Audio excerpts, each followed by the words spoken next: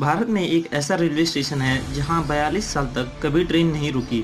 जब कभी भी कोई ट्रेन इस स्टेशन से गुजरती थी तो लोको पायलट इस ट्रेन की रफ्तार दुगनी कर देता था और लोगों में इस स्टेशन को लेकर इस कदर खौफ था कि जब भी कोई ट्रेन इस स्टेशन से गुजरता था तब लोग ट्रेन के खिड़की दरवाजे लॉक कर देते थे।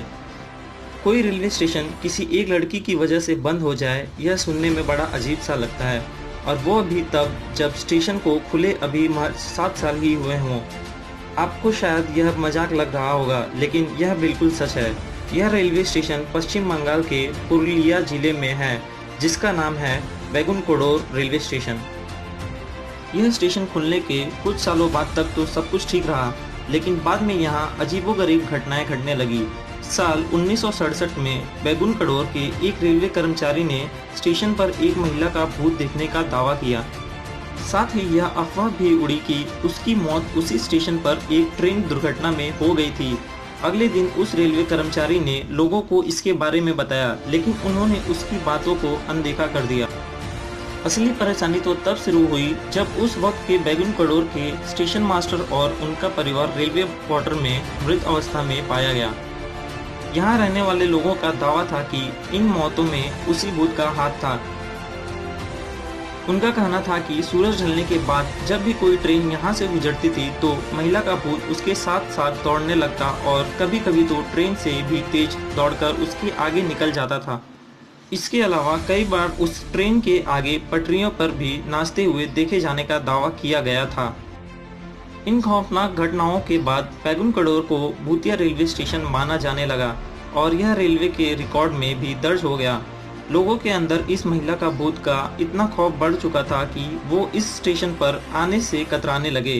धीरे धीरे यहाँ लोगों का आना जाना बंद हो गया। यहाँ तक कि स्टेशन पर काम करने वाले रेलवे कर्मचारी भी डर के मारे भाग गए। कहते हैं जब भी किसी रेलवे कर्मचारी की बैकुंठपुर स्टेशन पर पोस्टिंग होती वो तुरंत ही यहाँ आने से मना कर देता। यहाँ तक कि इस स्टेशन पर ट्रेनों का रुकना भी बंद हो गया, क्योंकि डर के मारे न तो कोई यात्री यहाँ उतरना चाहता था और न कोई यहाँ से चढ़ता था।